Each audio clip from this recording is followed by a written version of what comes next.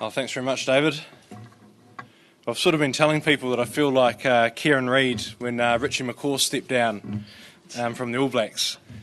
But that makes David Steve Hansen, though, which is sort of when you think about it. Because Simon and I, we'd known each other for over 25 years. In fact, we went to university together. And he's been a friend of mine for that time, and also an amazing leader of the company, and I think all shareholders would share that sentiment as well. So it was a really bittersweet moment for me, the news over a few months ago, having worked for Simon for so long. But actually, the way I look at it, it's just really a massive honour, and it's very humbling for me to have the opportunity to work with our staff and shareholders, our shareholders, in a different way. I don't see my promotion as a moment to celebrate. I see it as a moment to just get my head down and work hard and just pick up the baton from Simon and do a good job. As part of my change, I'm really happy though that Dave Bennett will become the new CFO. This is Dave here beside me. I've worked very closely with Dave for the last 4 years, and he's been a really outstanding financial controller, working really closely with and gaining the respect of the senior management team and actually all of the people in the business that work with him. Dave might want to stand up actually so people can see you. He's very tall. He's bigger than me. So, okay, right. So I used to be good looking like Dave, with dark hair and that sort of thing. I told him he might not look too good in 10 years' time, but we haven't told his wife that. So Dave's a great guy. He's got the industry in his blood. His mother, Sue, has actually brokered the sale of more aged care facilities in New Zealand than any other person. So the aged care industry has been in the sort of Bennett family blood for a long time. And so when Dave joined us 4 years ago, he was able to hit the ground running straight away and has a really strong interest in what we do. So it's just great. You'll do a great job, Dave. So I'd like to talk this morning about how important it is to me to honour the incredible legacy we have here at Ryman. Share a little bit about me, outline how I see our future prospects. So the All Blacks talk about that incredible legacy that they feel when they pull on the black jersey. They don't just want to be an All Black, they want to be a great one. And they want to honour that All Black legacy. And I see it exactly the same way. At Ryman we have a very, very special culture, 30 years in the making, and it's my job, and it's also the job of the leaders of Ryman to keep it that way. So Kevin Hickman, who's sitting down the end there, our co-founder, he had a great core belief that I think really defines what we do. And it's just as simple as this. It's got to be good enough for Mum.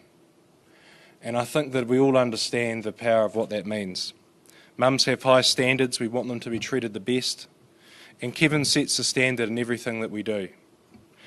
And Simon also added to this core belief in a fundamental way by promoting a culture of kindness, recognising kindness amongst our staff and also in how we care and serve our residents.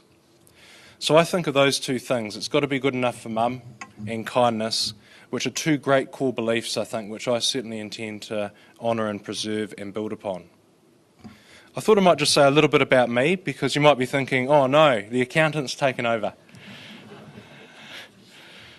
So although I've worked for the company for over 10 years, my association with Ryman actually goes back over 20 years, because my nana was a resident in one of the early Ryman villages, Margaret Stoddard in Christchurch, just off Riccarton Road, from 1995.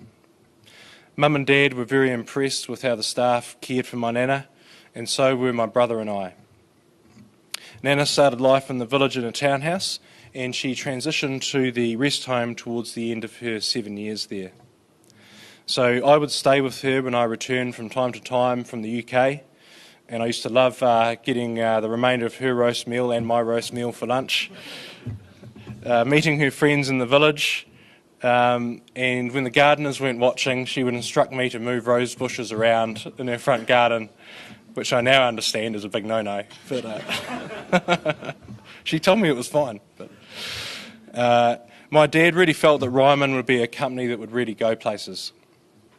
So when the opportunity came up in 2006 to apply for the role of CFO, I was attracted not only to the potential of Ryman, because you could just see decades of growth and success ahead of the company, but I was also keen to be part of a company and a group of people that did good things for people. For me, I haven't had the pleasure of seeing my parents grow old because, like quite a few of you, both passed away too young, and especially my mum.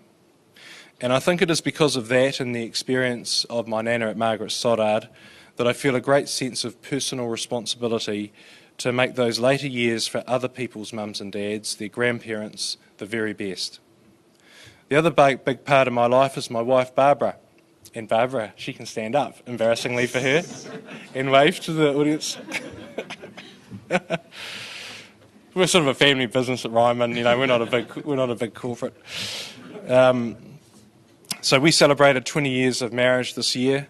Barbara's from Scotland, she's a GP. She practices in Christchurch, and I think her patients would say that she's a great one. She goes the extra mile for people and never watches the clock. She even has a few patients in our Christchurch villages, so I get her take on how we're doing sometimes when she comes home. And she's quite a demanding shareholder too, actually. So between my nana, helping mum and dad through their illnesses, and Barbara's medical training, I have a great passion for what we do. I believe strongly that caring for people is the single most important thing you can do in life. And so to work for Ryman, for me, is the perfect balance of working with people that do good and also being driven to succeed against any adversity, being part of something successful. So looking forward, what does the future hold? I think that this really is the single most exciting time in the history of the company. And I'll start with why that is. We're at the cusp of the most significant change in demographics ever. Someone turning 80, which is just above the average age of entry for independent living, was born in 1937. 1937 was the first time since the Great Depression that the birth rate increased in New Zealand and Australia, and this lift continued for decades. In fact, I think right up until the year that I was born, which is 1970. So you can see that band there in the graph, the bit that's shaded, that's a sort of flat declining period during the Depression years, post-Depression years. And then immediately to the right of that shaded band, you can see the graph just lifts dramatically, and it goes for a very, very long time. It's a total step function change in the birth rate of this country and also Australia's. So the world has actually never seen an ageing of its populations. The United Nations did a research report into it and described it in words that really struck me when I read the first page. They described it as unprecedented and unparalleled in human history. And we've spent 30 years at Ryman getting ready for this moment, and it's just about to hit. So growth for us is actually just getting started.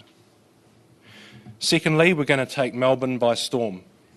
Apologies for the sort of rugby joke there. I just couldn't help it. We're targeting to have 5 villages open by 2020, and from there we'll be on a roll. Tom Brownrigg, the Group Construction Manager, is busy working with his teams to plan a doubling of our ongoing rollout rate to 4 villages per annum, 2 in Melbourne and 2 in New Zealand.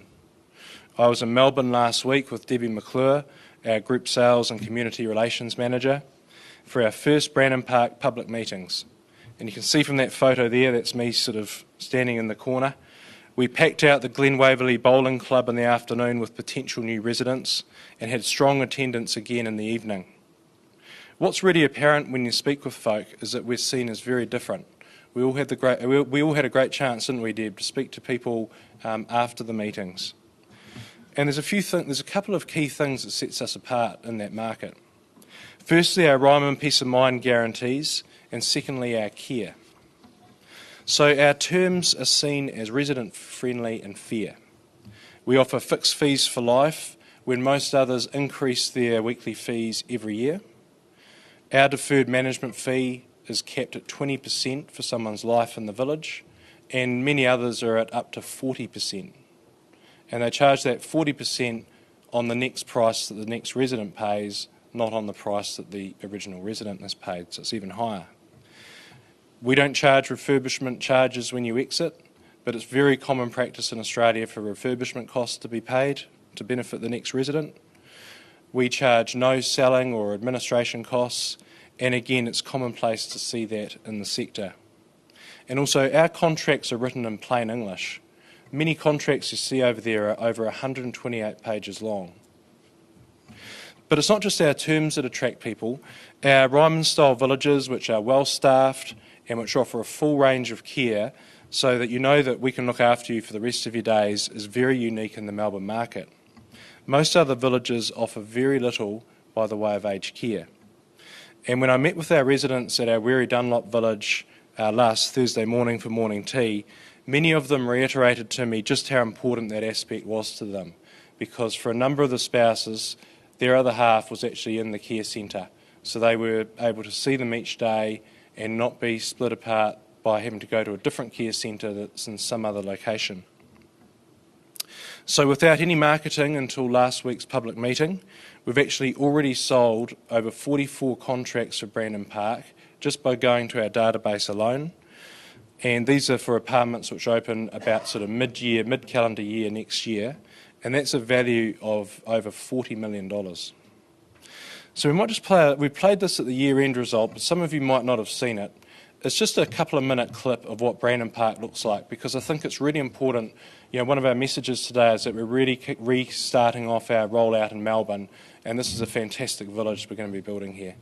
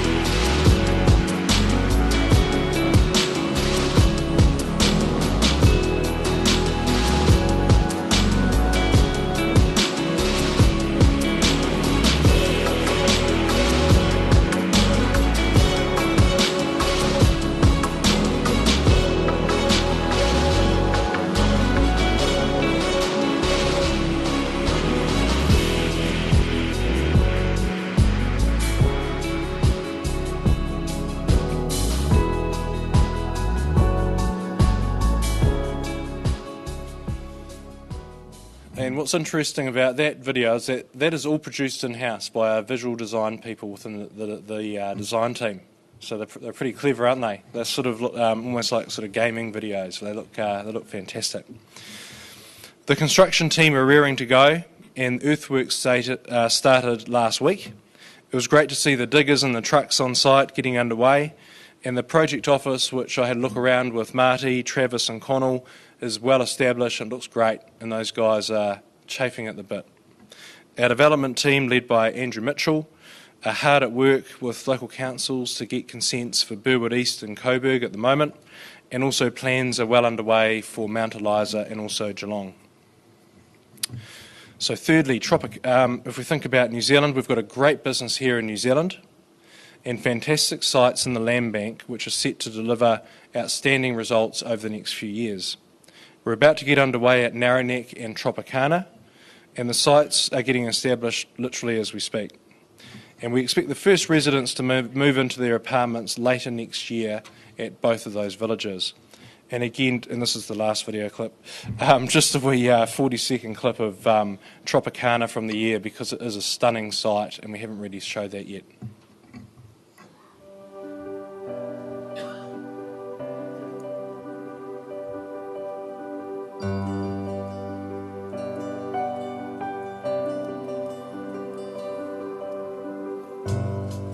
So that's it there.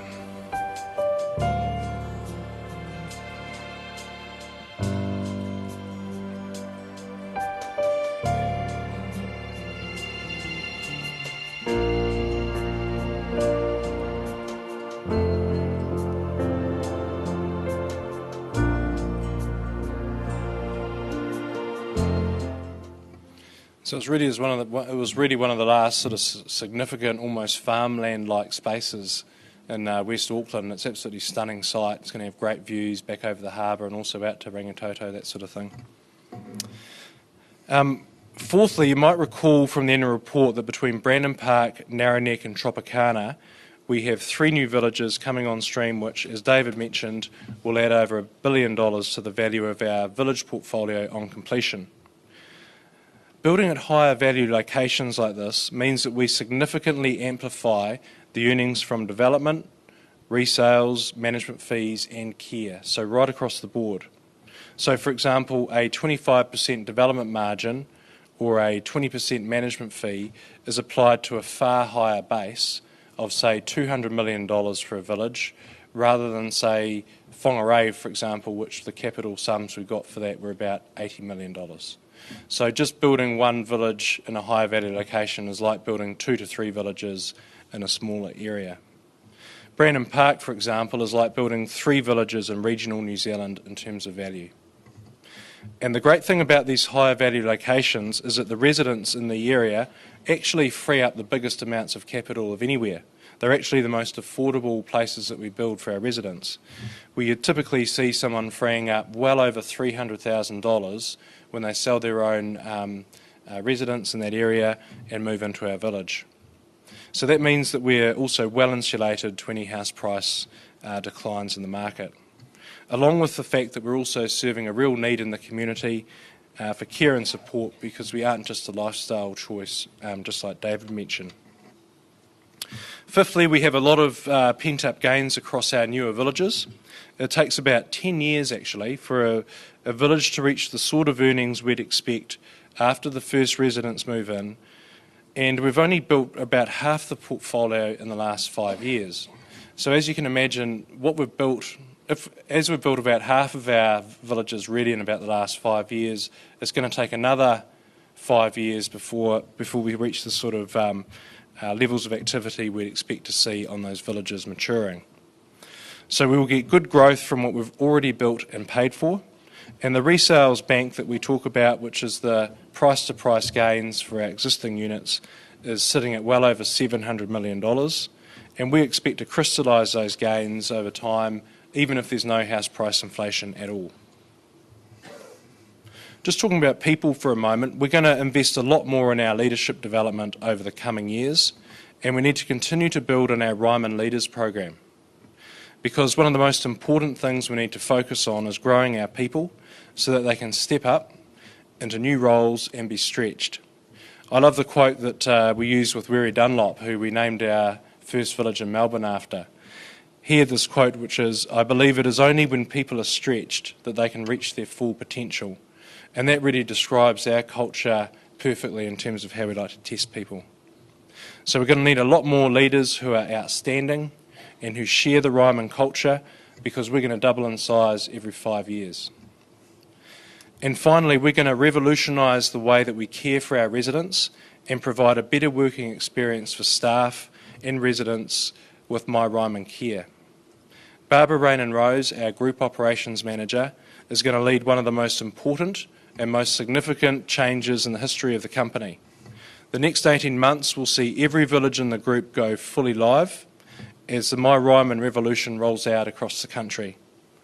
I was at Dinah Isaac on Monday with Barb and also Victoria, who's part of the team, and we talked to carers and nurses about the difference that My Ryman's going to make in their working lives, and we also spoke to some residents who have the application in their room.